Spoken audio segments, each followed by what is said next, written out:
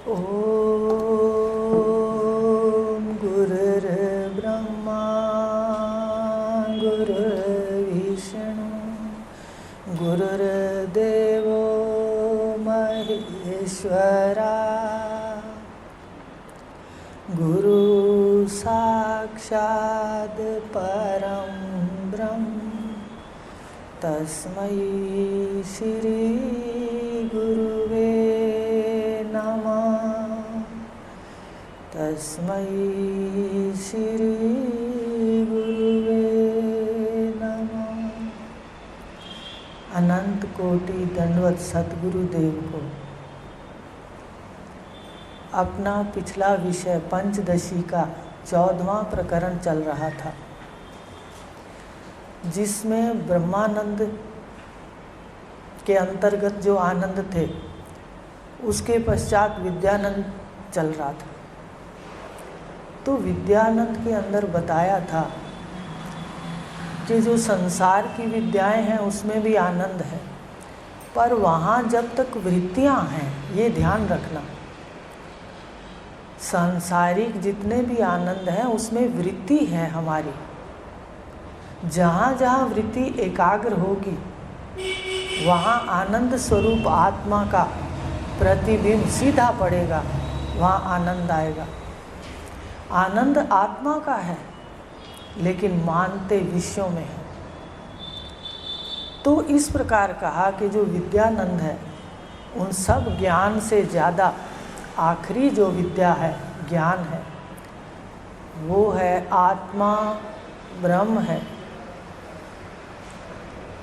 मैं आत्मा हूँ और आत्मा ब्रह्म है, ये ज्ञान।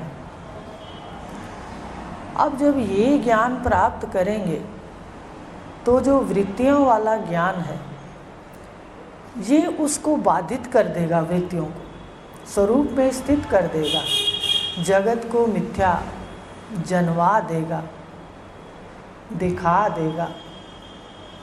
तो जो वृत्तियाँ थी वासनाओं की वो धीरे धीरे क्षम हो जाएंगी। ये इसका लाभ है। सब विद्याएं वृत्तियों सहित, पर ये विद्या निवृत्तियों का लय कर देती है, निवृत्त कर देती है। ये फर्क है। ये अपने आप का आनंद है और वो मिलावट वाला है, वृत्तियों सहित है। कोई भी ज्ञान है विद्या। तो इस विद्यानंद के लिए बताया था कि जो ज्ञान की 4 अवस्थाएं बताई थी कि इस ज्ञान से, अपने स्वरूप के, ब्रह्म स्वरूप के ज्ञान से दुखों की निवृत्ति, कामनाओं की प्राप्ति और कृत्यता और नित्य प्राप्ति की प्राप्ति।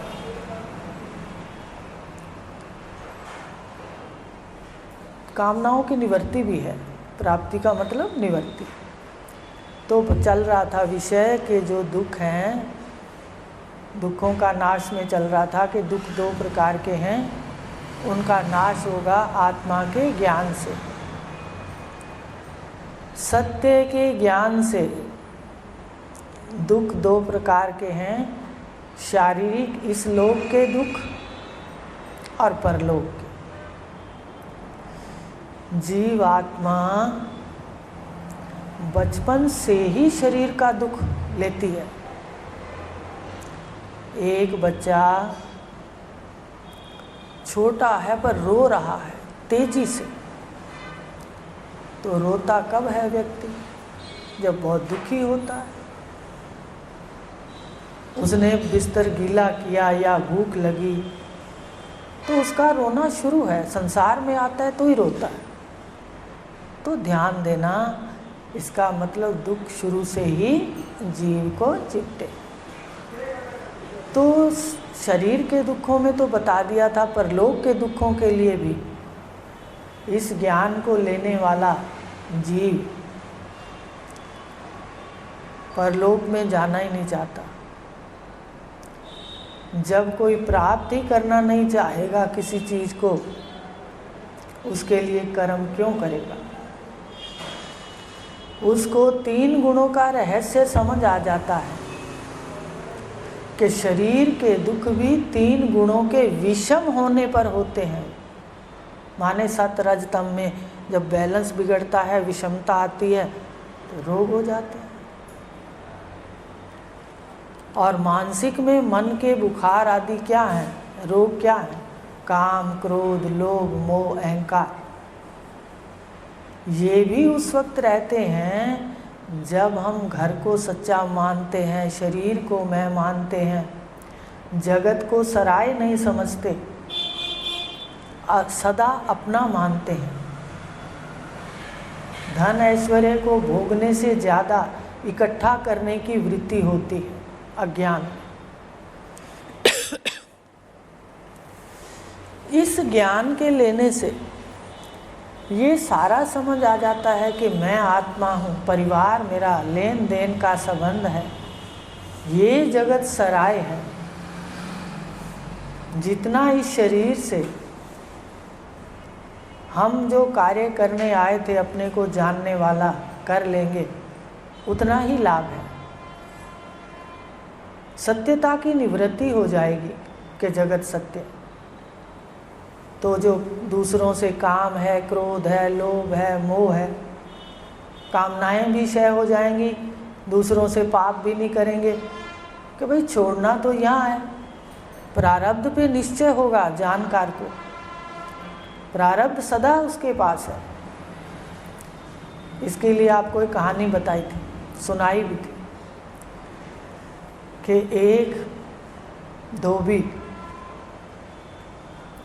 अपने गधे पर रोज कपड़े लेके धोने जाता, धोकर आता, फिर उसके बाद जब रात को घर आता, घर का सामान भी खरीद लेता, खा पी भी लेता, तो देखता कि 2 रुपये बचे हैं। पहले 2 रुपये की कीमत थी, कहानी उस वक्त की है। तब उसने कहा भाई ये तो कल ज़्यादा इसकी बचत करूँगा। उसने बहुत प्रयत्न किया। अगर एक दिन 4 रुपये बचाता तो दूसरे दिन बचते नहीं। इस तरह एक बार उसने एक संत महात्मा आए, उनके पास गया, महाराज मेरे को बहुत चाहता हूँ पर मेरे को 2 रुपये के हिसाब से बचते हैं पैसे, बाकी सब खर्च हो जाते। एक दिन अगर 10 रुपये इकट्ठा कर लेता हूँ तो दूसरे 5 दिन मुझे खर्चा करना पड़ जाता है। तो उन्होंने ज्योतिष विद्या जानते थे, उन्होंने उनको कहा भाई तेरे किस्मत में इतनी ही बचत है, 2 रुपये बच गए।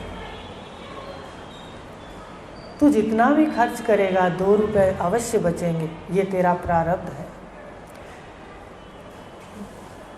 तो उसके मन में विचार आया, सात्विक वृत्ति का था, उसके मन में विचार आया कि अगर 2 रुपये बचने हैं तो आज से दान पुण्य आदि शुरू कर देता हूँ और घर में भी खर्चा अच्छा करना शुरू कर देता हूँ, देखता हूँ।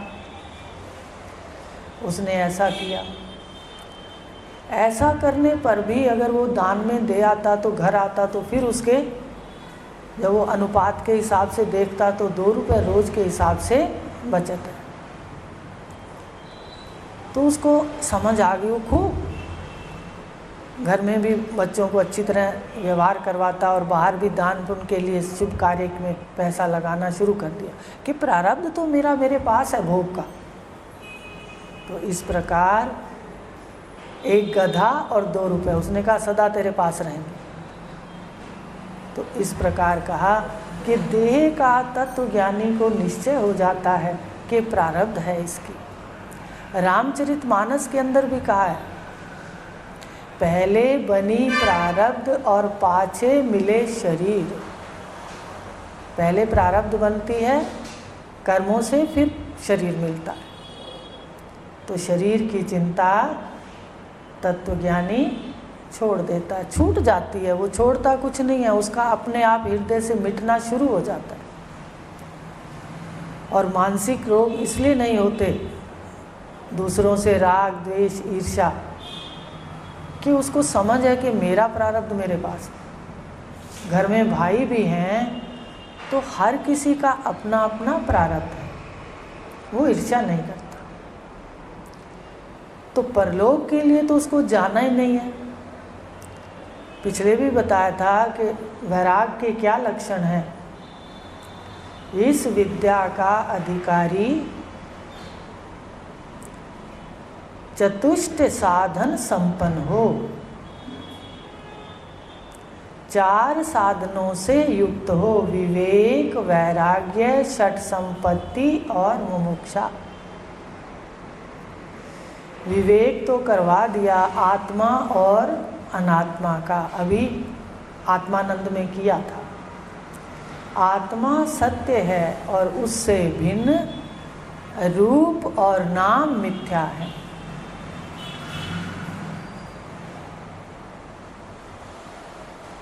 तो उसके बाद जब सारा आत्म सत्ता है, देह प्रारब्ध 3 गुणों से है, ये ऐसी ही जीवन में गुणों का टकराव रहता है, तो जानकार इससे उपराम हो जाता है। उसको ना तो स्वर्ग जाने की इच्छा है कि वहाँ भी 3 गुणों का टकराव है, राग भी है, द्वेष भी है। देखते हैं ना, जब सुखदेव जी साधना करने लगे और विश्वामित्र जी गायत्री के उपासक थे, तो इनकी साधना जब पराकाष्ठा हुई, साधना की पराकाष्ठा देख करके इंद्र ने अप्सराएं भेज दी।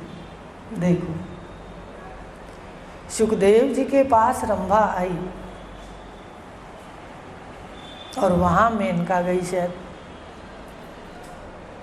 तो देखिए किस तरह एक ब्रह्म ज्ञानी सुखदेव जी ने उसको स्पष्ट बता दिया कि किस देह का अहंकार लेकर आई हो, जिसका एक भी तंतु हम पवित्र नहीं मानते। इस शरीर के एक भी बाल हो, त्वचा हो, हड्डी हो, मांस हो, नाड़ी हो, रक्त हो, मल हो, मूत्र हो, अगर खाना खाते वक्त हमें दिखाई दे जाए तो हम खाना नहीं खा सकते। देखिए इतना अपवित्र है ये शरीर, पर है बहुत कीमती। बाजार में अपवित्र होने पर भी ये पुर्जे, ये सामान कमी हो जाए तो नहीं मिलते, जानते हो। तो वैराग के लिए बता रहे हैं कि किसका अहंकार ले रहे हैं, जिसमें सप्त धातु अपवित्र है। तो रंभा तो उनकी शिष्या हो गई, वहाँ विवाह हो गया, वो एक अलग विषय है। कहने का अर्थ है कि तत्व ज्ञानी इस लोक से लेकर के परलोक तक के जितने भी विषय हैं उसमें आकर्षित नहीं होता। इंद्र ने रंभा इसलिए भेजी, मेनका इसलिए भेजी कि आखिर में भगवान ने गीता के अंदर कहा है, काम है बुद्धि से परे, और आखिरी जो वासना है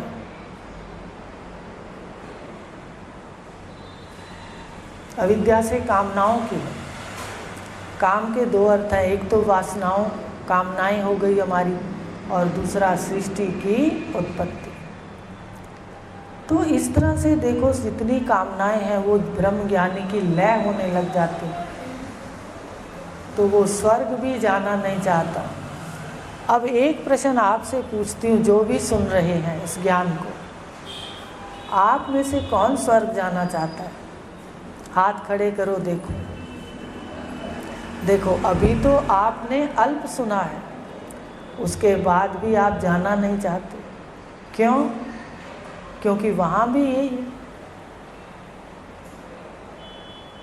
तो इसलिए तत्वज्ञानी स्वर्ग भी जाना नहीं चाहता। जब जाना ही नहीं चाहता तो उसके लिए कर्म क्यों करेगा? तो वह वो कर्म भी नहीं करता, उन कर्मों से उपराम हो जाता है। तो ये है तत्व ज्ञानी को इस लोक के जो भी मानसिक शारीरिक रोग हैं वो उससे असंग हो करके उनको क्षीण कर देता है, क्षीण हो जाते हैं। साधना से उसके पवित्रता आती है जीवन में,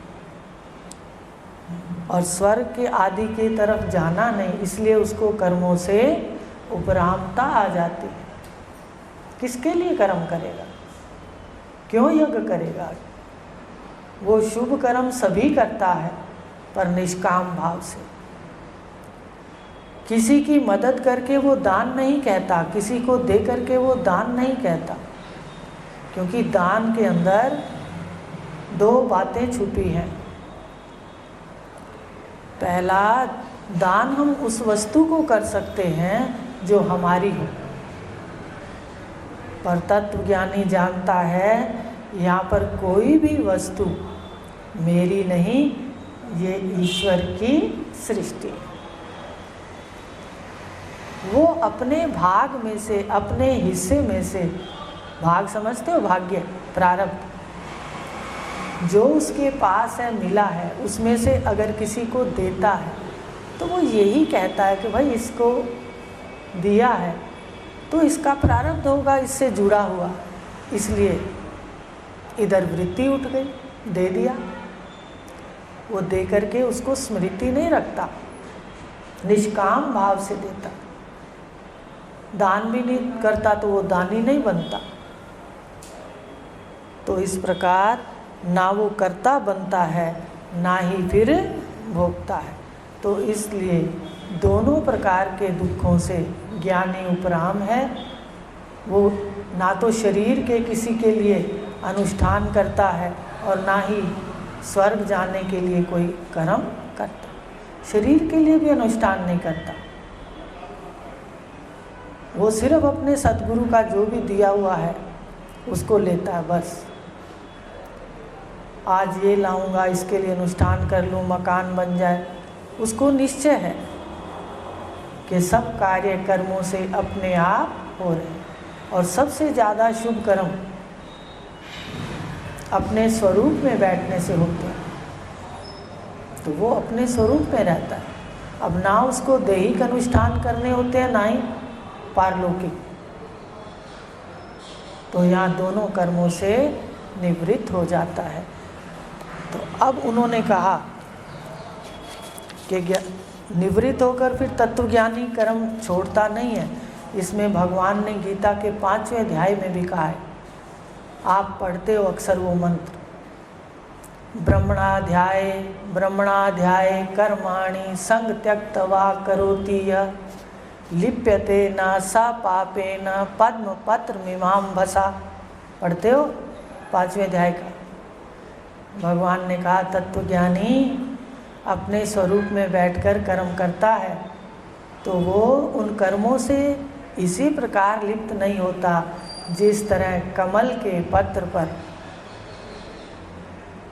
पानी की बूंद स्थिर नहीं रहती, उसी समय निकल जाती है, वो करता नहीं बनता।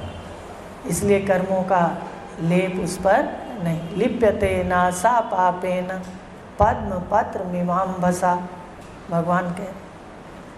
तो इस तरह उसका जीवन होता है। देखने वाला तो कहता है देखो सब काम तो कर रहे हैं, देखो सारा कुछ तो कर रहे हैं, उसी तरह घर में रह रहे हैं, बच्चों से रह रहे हैं। लेकिन एक बात आपसे बता दें, कोई भी पिक्चर है, अवार्ड किसको मिलता है? जो पार्ट बिल्कुल सही करता है। जानते हो तत्वज्ञानी की ऐसी स्थिति है, मन से बदलती है, बाहर से उसका व्यवहार और सुंदर हो जाता है। अब सुंदर से मतलब ये नहीं कि सबको भाता है।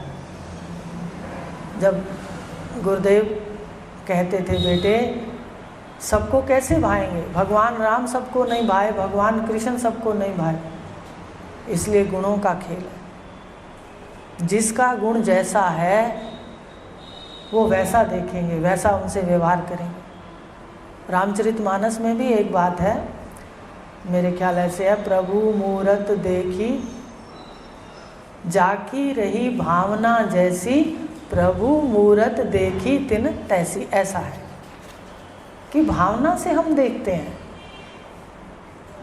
लेकिन तत्वज्ञानी का व्यवहार संसारी की तरह, जैसे लोक मर्यादा में व्यवहार होता है वो वैसे करते हैं, पर संशय और विपरीत भावनाएं छोड़कर। अब उन्होंने एक उदाहरण दिया है, पुस्तक के अंदर है कि जीवात्मा अपने स्वरूप में बैठकर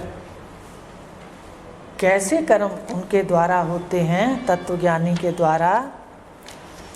जैसे 134 पृष्ठ पर है,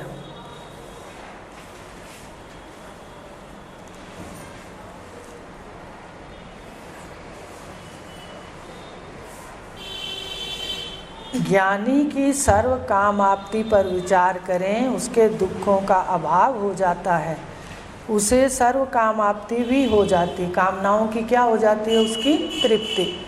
कामनाओं का क्षय हो जाता है। संसारी आदमी राजा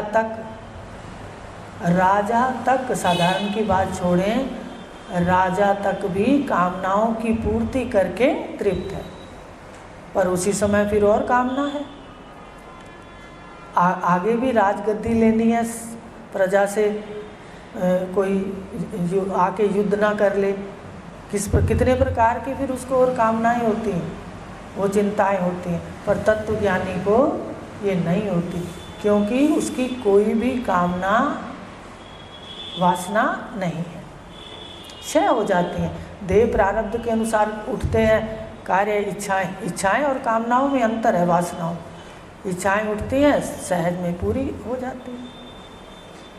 सर्दी आई तो कपड़े शरीर को चाहिए, ले आएगा, गर्मी आई तो ले आएगा, अपने गुण स्वभाव के अनुसार अपने रंगों का कोई भी कार्य है वैसा करेगा। लेकिन कैसे करेगा ये उन्होंने आगे कह दिया। आत्म सागर में इतना रमा रहता है तत्वज्ञानी, अपने उस महावाक्य शब्द में इतना रमा रहता है, जैसे फल वाले पेड़ों को अपने फल देने का या नदी को अपने बहने का ध्यान नहीं रहता।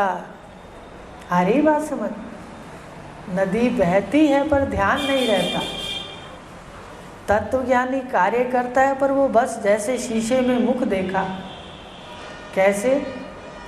मान लो दीवार पे शीशा है और हम वहाँ से निकलते हैं, तो शीशा उसका स्वभाव है कि हमें 1 से 2 दिखाएगा, पर थोड़ी देर। जैसे हम आगे जाएंगे बस, लेकिन अज्ञानी व्यक्ति जो है वो शीशे में अपना रूप समझता है। ज्ञानी का पारदर्शी शीशा और उसका शीशा मैल वाला है, उसमें मुख नहीं उसको दिखता, ना उसको पता लगता है, वो उसमें फंसा रहता है, इस देह रूपी शीशे में मैं मानकर इसमें जकड़ा रहता है। लेकिन वो ऐसे गुजरता है तत्वज्ञानी, जैसे शीशे से आप निकले, 1 से 2 भी हुए, सब कुछ दिखा, पर बस उतनी देर। तत्वज्ञानी को याद नहीं रहता अपना व्यवहार, कि भाई अज्ञानी व्यक्ति तो सालों की बात राग द्वेष की याद रखता है, वो राग द्वेष से उपराम हो जाते हैं। तो क्या कहा कि उनको इन बातों का ध्यान नहीं रहता कि संसार की बातें मन के अंदर बसा लें।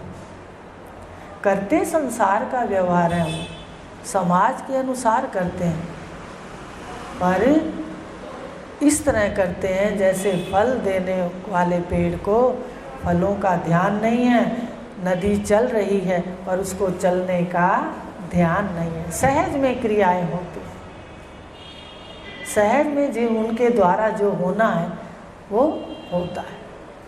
तो इस तरह उन्होंने उदाहरण दिया। उसी प्रकार उसे शरीर की चेष्टाओं का तक का विशेष रूप से ज्ञान नहीं होता, याद रखना। ऐसे तो ज्ञानी सब कुछ व्यवहार जानकारी से करता है। जैसे एक नाटक करने वाला नाटक करता है तो सब कुछ याद रखता है कि भाई ये मेरा बेटा है, ये मेरा भाई है, वो सारा कुछ करेंगे, पर अंदर से निश्चय होगा कि ये सब मिथ्या है, मैं आत्मा सच्चिदानंद ब्रह्म। तो ये नहीं कि वो व्यवहार भूल जाएगा, फिर तो ज्ञानी पागल हो गया। बात समझ रहे हो? इस बात को ध्यान से देखना कि वो व्यवहार करेगा पर उन बातों से छिछलेपन से। जैसे कहानी बताई थी कि जल जा रहा है, शिलाएं पड़ी हैं पत्थर की, तो नदी बह रही है, तो शिलाएं कुटस्थ की तरह हैं और नदी का जल बह जाता है। इसी तरह तत्वज्ञानी का व्यवहार चलता रहता है पर वो अपने में कुटस्थ रूप से स्थित रहता है, ये नहीं भूल जाता है व्यवहार, ये ध्यान रखना। वो तो तत्वज्ञानी ना हुआ तो एक तरह से पागल हो गया कि ना तो उसको कोई समझ आए और ना वो याद रखे। तो इस प्रकार तत्वज्ञानी का व्यवहार समाज के अंदर, अपने परिवार के अंदर अच्छा सुंदर हो जाता है, पर प्रभाव छूट जाता है मन से। ध्यान देना इस बात का। तो इस प्रकार उनकी कामनाओं का क्षय हो जाता है। पर अज्ञानी लोग तो उस व्यवहार को इतना मन में लेते हैं, उन वासनाओं को इतना पकड़ते हैं, उनमें इतना डूबते हैं कि उनको वासनाओं के कारण जन्म लेना पड़ता है बार बार। पुनरपि जननम पुनरपि मरणम पुनरपि जननी जठरे शयनम। भगवान शंकराचार्य जी ने कहा, बार बार माँ की जठरा न लगनी में आना पड़ता है, बार बार उसको जन्म मरण के दुखों को सहन करना पड़ता है। देखो, शरीर लेना अपने आप में बहुत बड़ा दुख है। कह दूँ, कभी विचार किया करो कि शरीर के लिए ही हमने इतने मकान बनाते हैं, पैसा इकट्ठा करते हैं, खाना खिलाने के लिए इसको कमाते हैं। देखा करो, पुरुष बेचारे कमा कमा थक जाते हैं। तो इस तरह से शरीर लेने का एक तरह से दंड है। संतान की उत्पत्ति ना चाहते हुए भी हमें सोचना पड़ता है कि शिष्य हो या पुत्र हो या पुत्री हो, कि भाई आगे बुढ़ेपे में काम आएंगे। सारा कार्य देह के लिए है। देखो, इतना बड़ा विस्तार इस शरीर के लिए। तो अज्ञानी कामनाओं में फंसा रहता है और विद्यावान, जो विद्या का चल रहा है ना, विद्यानंद, जो विद्यानंद लेते हैं, विद्यानंद तो साधक भी लेता है। जितनी देर आपकी निवृत्ति होती है संसार से, आप भी आनंदित होते हो, ज्ञान प्रमुख है, आपको आनंद है। लेकिन सिद्ध पुरुष जो हो गए, जो स्वरूप में बैठ गए, उनका सदा आनंद में स्थिति है। तो ये बताया कि विद्यानंद, ये जो विद्या है, आत्मा और ब्रह्म का ज्ञान है, ये सारी बाकी जितने ज्ञान हैं वृत्तियों सहित हैं, और यहाँ आकर के वृत्तियाँ लय हो जाएंगी, ये वृत्तियों के रहित है। ये है असली आनंद, ये आपके स्वरूप का है। बहुत बार बता दिया, समाधि में, सुषुप्ति में, मूर्छा में इसका अनुभव करो। तो इस प्रकार गुरुदेव बता रहे हैं कि ये विद्यानंद है। इसलिए सबसे विद्याओं में भगवान ने भी गीता में कहा ब्रह्म विद्या श्रेष्ठ है। कहा, भगवान की गीता बड़ी पूर्ण, रोज इसके नए अर्थ दिखते हैं। 7वें अध्याय में अभी आपने पढ़ा, हिंदी में, मेरे आधार से लो से करेगा पार्थ योग तुम, यथार्थ में मुझे जैसे जानेगा पूर्ण, पूर्ण हूँ मैं, कैसे जानेगा वो सुनो। कहा, विज्ञान युक्त ज्ञान, विज्ञान युक्त माने प्रैक्टिकल, साइंस। एक थ्योरी होती है और दूसरा प्रैक्टिकल। साइंस में क्या होता है, क्लास के अंदर तो थ्योरी पढ़ाई जाती है और लैबोरेटरी में जाके प्रैक्टिकल होता है। ऐसे ही गुरुदेव के सत्य प्रकाशनी में तो जितने भी उपनिषद के गढ़ हैं, वहाँ पर पढ़ाया जाता है सत्य को।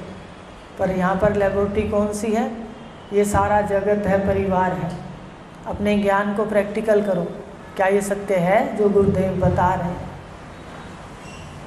तो इस प्रकार भगवान ने कहा, ज्ञान युक्त विज्ञान युक्त ज्ञान कहता हूँ। क्या कहता हूँ? ध्यान सुना, ध्यान से पढ़ना आज जाके। विज्ञान युक्त वो ज्ञान कहता हूँ कि संपूर्ण क्या है? मैं ही हूँ, संपूर्ण मैं। इसे जानने से जानना सब आ चुका। एक के यहाँ क्या कह रहे हैं भगवान कि इस को जानने से सबको जान लोगे, सारा कुछ जाना जाएगा केवल इस ज्ञान को जो मैं तुझे दे रहा हूँ अर्जुन। इसको जानने से तुझे सारा ज्ञान, सबका ज्ञान प्राप्त हो जाएगा। इस एक ज्ञान के जानने से सबका ज्ञान प्राप्त हो जाएगा। आ रही बात समझ में? आज ध्यान से पढ़ना, फिर बड़ा एक एक शब्द भगवान का ध्यान से पढ़ा करो।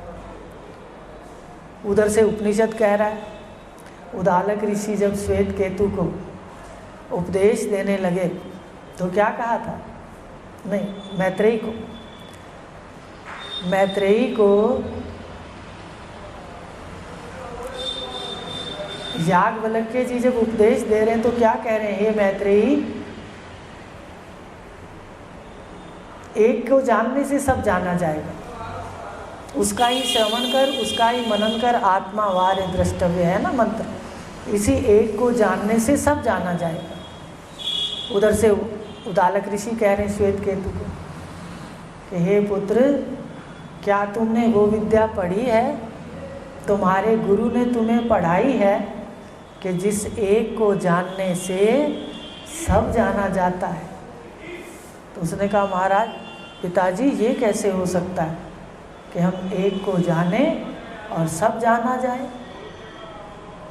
अगली बार मिलेंगे तो इसकी भी बात करेंगे। इतनी करेंगे कि देखो भगवान की गीता उपनिषद, बाकी उपनिषद देखो एक ही बात कह रहे हैं। कितना आश्चर्य है कि एक सत्य को जानने से सारा विश्व जाना जाएगा। याद दिलाओगे तो अगली बार खोल के बताएंगे कि कैसे एक का, इसका अर्थ क्या है, आखिर कौन सा सब जाना जाएगा। तभी कई लोग यहाँ पर आके कह देते हैं कि फिर सब जाना जाएगा तो मेरे मन में क्या है ये भी बता दो। क्यों भाई, आप भी यही समझते हो? अगली बार इस पे बात करेंगे। इतना ही लेंगे। आज विद्यानंद लगभग समाप्ति है कि इस विद्या में थोड़ा और आगे हल्का सा है, उसको ले लेंगे, एक बार और लिया जाएगा। साथ में ये बात भी देख लेंगे कि इस एक को, इस आधार को जानने से किस प्रकार सारा विश्व जाना जाएगा। यहाँ पर प्रश्न भी उठे सबके कि फिर सारा जाना जाएगा तो मेरे मन में क्या है, उसके मन में क्या है।